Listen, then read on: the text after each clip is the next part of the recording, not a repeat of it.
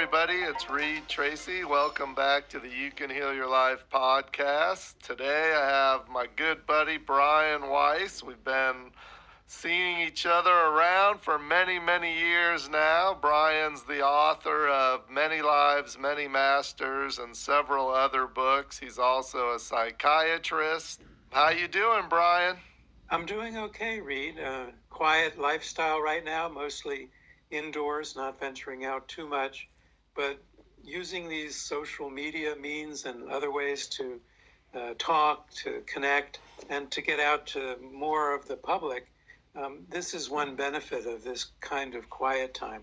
Yeah, people definitely have more time for this, listening to podcasts and going on social media, connecting with people in that way when they can't do it in person. I know you are used to traveling around the world. I know for us here at Hay House, you give talks all over the U.S., Australia. How is it being at home more right now? It's very different for me. I haven't been at home for many, many years. Mostly we're traveling, but my last trip was to Hay House, Australia, and doing a large event in Melbourne, which was great. Then we spent a week in Hawaii on the way home, which was fabulous too. And that was in November. So we've kind of been home. I was taking a few months off because living in Miami, the winter is the ideal time, the best time. And then we were going to start up again in March and April. But the COVID-19 hit. We had to cancel everything because of the pandemic. And now mostly at home, getting a chance to catch up on reading and meditating and going within. Also cleaning up my office and things that I've postponed for years. But I would kind of itching to get out there again. I love teaching. And my workshops mostly involve groups and demonstrations, so I'm still adjusting to the deceleration. Yeah. As you go out and you're teaching in the groups and you're teaching people about past lives and I was thinking as I was thinking of asking you questions, because I've talked to you many, many times over the years, but I don't think I've ever asked this question of, does everybody have past lives? I think pretty much by now, everybody does. We've been here on the earth so many years, millions of years. People have existed for a long time. There could be some, and you and I have talked before in private, but my thinking is that, in doing this research in past lives and reincarnation since 1979, when Catherine, the woman that's in Many Lives, Many Masters, came into my office, and working with thousands of patients over the last 40 years, I find that this is not the only place. The earth is not the only place where souls exist, that there seem to be many dimensions, physical, perhaps non-physical dimensions. So I don't think that souls are only on the earth, and that I think that we exist in many different dimensions or physicalities, could be other galaxies, the kind of stuff that you see in Star Trek. So it could be that a soul is experiencing its first physical incarnation on the earth. That's possible. But I don't think a soul would start in Los Angeles or Miami or New York or Paris or London. It's too complicated. They probably start in a simple kind of agricultural or rural area to get to know what physicality is, people, food, eating, socializing. So it's possible that souls coming from other dimensions or places are incarnating on the earth for the first time. But I would say the overwhelming majority of us have been here many times and have been reincarnating on the earth for hundreds or thousands of years.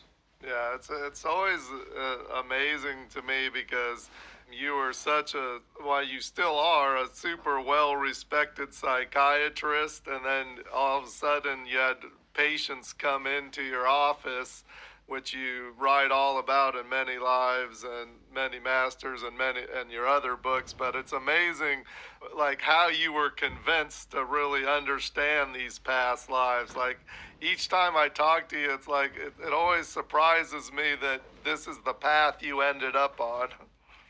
It's very strange to me, too, because before 1979, I was, as you mentioned, a psychiatrist, but an academic psychiatrist, and I was chairman of the Department of Psychiatry at Mount Sinai Medical Center in Miami, and a clinical professor of psychiatry at the University of Miami School of Medicine. Very academic career, and that was my goal. I was writing research papers and publishing these papers, book chapters, advancing in a career to be chairman of a psychiatry department, and very content with that. That was always my goal. And then Catherine, the woman, as I mentioned, that Many Lives, Many Masters is based upon, she came into my office and exhibiting symptoms of anxiety and panic attacks, depression, insomnia. Conventional treatment didn't really work with her. And she wouldn't take any medicines because she had a lifelong fear of gagging or choking. So I treated her conservatively with talk therapy. For over a year, she made a little bit of progress, but not much. When I was an intern at New York University's Bellevue Hospital in 1970, I had learned hypnosis from a well-known hypnotherapist and psychiatrist who was my supervisor there, Herb Walker.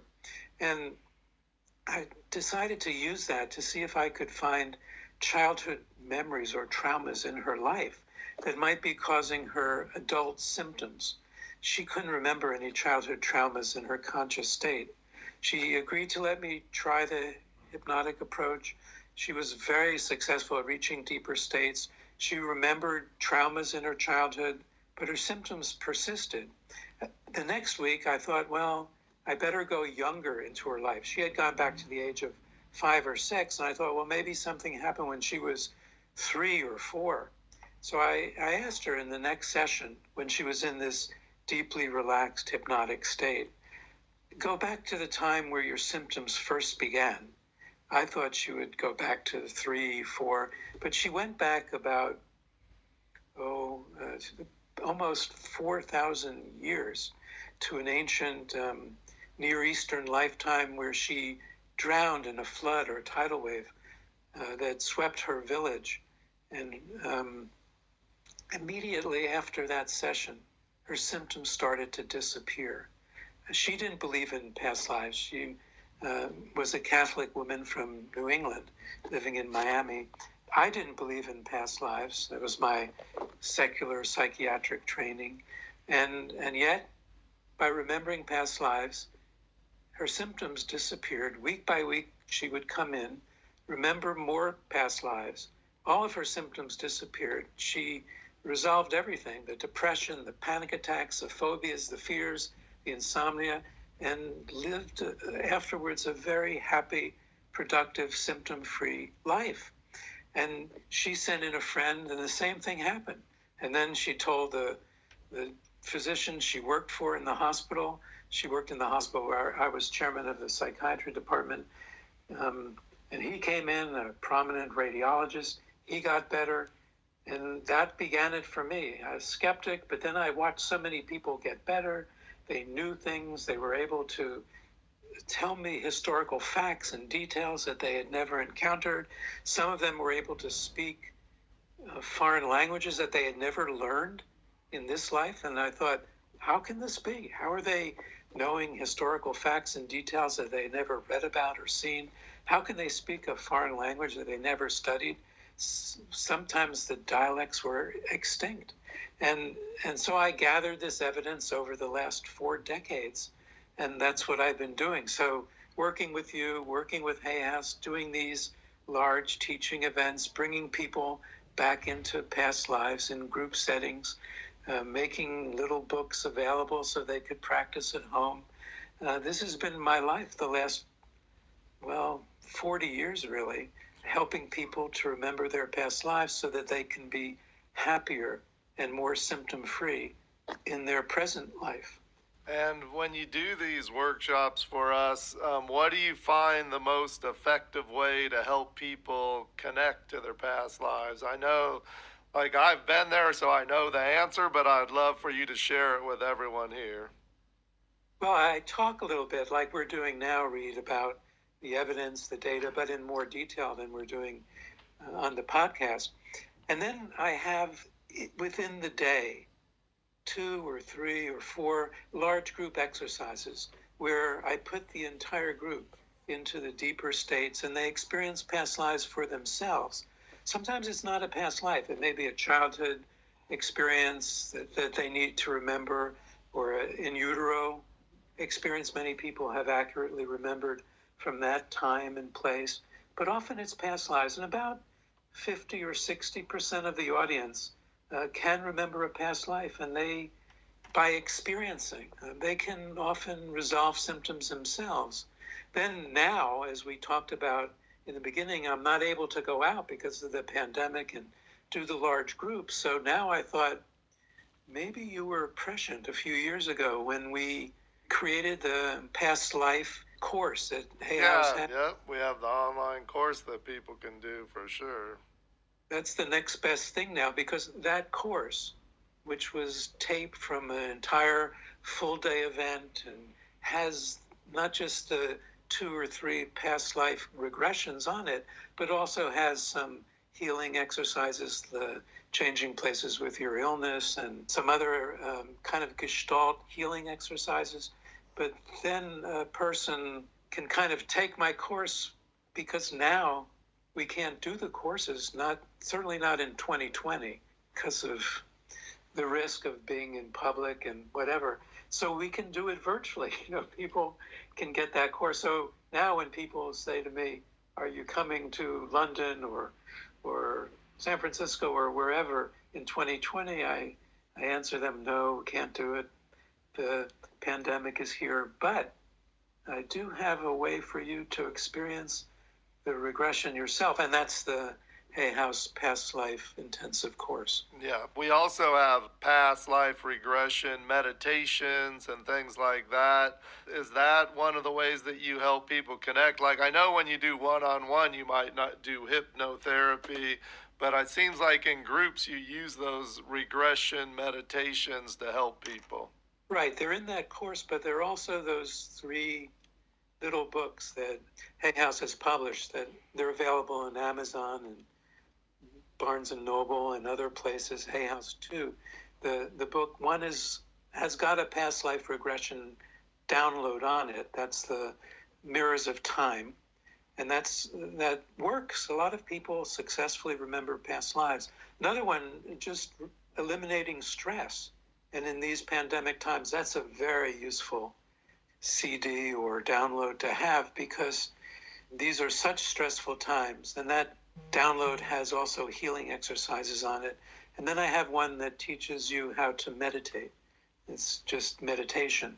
So those are available too. They're the best that I can do now, because I'm not able to travel and get out there and teach people these things directly. So at least, thank goodness, they exist in this kind of digital form or internet form, where people can get to it and still have experiences, even though I'm not able to go out and teach the course personally, live and in large groups. Yeah, for sure. And we just released a brand new Hay House Unlimited app, which has those meditations in it. So people can go just to the App Store, the Google or the Apple App Store, download the app, and they can listen and try them right now at home. So that's good too. And so as people start connecting with their past lives, how does it help them? Like, so you know about these past lives, how does it help you? Well, Reed, it helps in many different ways. One way that I was just mentioning before is getting rid of symptoms. So if you have a symptom that may have originated from a past life, let's just say a phobia. Let's say you have a phobia of heights, and you found you were thrown off a castle wall in the 12th century. Or you have a fear of drowning, and you drowned in the 1700s. Those fears and phobias, they disappear when you remember that the trauma happened in the past. It's not going to happen in the future. And just remembering in that way has a clearing effect. That's very similar to traditional psychotherapy when people remember childhood traumas and then the symptom disappears in their adult life. So that's one way, just by remembering past lives, symptoms, phobias. And it doesn't have to be just psychological. It can be a physical symptom. Let's say you were hanged in the Wild West of the 1800s and your neck pain in this life disappears. Or when I mentioned Catherine and the physician she worked for, he was a radiologist who came in with severe back pain. And when we did a regression with him, he remembered being lanced or speared in the back in a Middle Ages battle.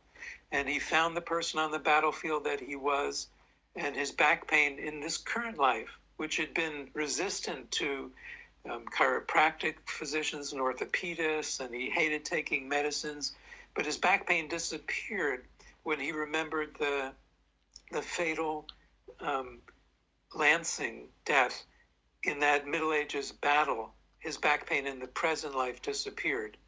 But beyond the symptoms, both physical and psychological, you have also, when you remember that you died in a past life, and here you are back again, it tells you that you're not really your body, that you're something more than that, which we can call the soul or the spirit, that has existed in perhaps many bodies. And then that changes your views on death and grief and loss and separation. For example, you may have found that your grandmother in your present life was your sister in the 17th century. And it explains that relationship more, why it was something special. It can include soulmates, a concept of we've been with certain souls before in the past. And that's why someone may seem very familiar to you, and you know how they're thinking, or you can finish their thoughts, that kind of thing. So it explains a lot. It helps with grief, with death and dying. It helps with the meaning of life. It helps with getting rid of symptoms. It helps in all those ways. And have you done past life regressions yourself? Can you tell us any about your own past lives? I've had maybe 12 or 15. I don't actively look into them anymore because mostly I've been conducting it. But when this was beginning for me, and then I met some other people who did past life regressions, and I found that it's not just through hypnosis or the usual way I do regressions that people can have these past life experiences. For example, it may come in a dream, and you dream of yourself in an old time or place or different body. It can come spontaneously when you're traveling and you have deja vus because you were in that place before, even though you were never there physically in this life. So I found one of my earliest ones where I was having shiatsu or acupressure massage. It's like acupuncture, but the therapist uses their thumbs and fingers. And the therapist was working on my foot or ankle, and I had a lifetime that turned out to be in ancient Babylonia or that time period, BC, like 1000 BC. I was a priest, tall, thinner than I am in this life, a pointed dark beard, a robe of many colors, and I had a lot of power in that life. And I saw myself in the structure of many levels with different plants on the different levels. And I kept hearing the word ziggurat. I didn't know what that word meant. Kept hearing that in my mind during this acupressure session. And I saw that this priest used his position for more power and money, things like that. But I could have been teaching about spiritual subjects, and I didn't. I was just kind of advancing my own way. And when I left the session, I went home and I looked up ziggurat, and the word does exist. It describes ancient buildings like the Hanging Gardens of Babylon, with many structures, many levels, and plants kind of on the different levels. It was exactly what I visualized during that session. And that was my first session. I had years later the experience through a dream regression of being a Catholic priest in Scotland in the Middle Ages. That was connected to that first experience because I was pushing to teach forbidden subjects when it wasn't safe. That was in the Middle Ages. I've had a few others. It kind of explains things for me why teaching these things are important now, because I had spent many lifetimes teaching or not teaching spiritual topics. So I've had lifetimes in China, Japan. I've been in all the different religions. I've been rich and poor, strong and not so strong, male, female. We have to learn from all sides.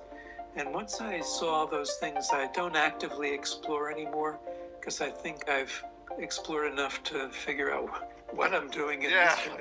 You don't have to do it forever.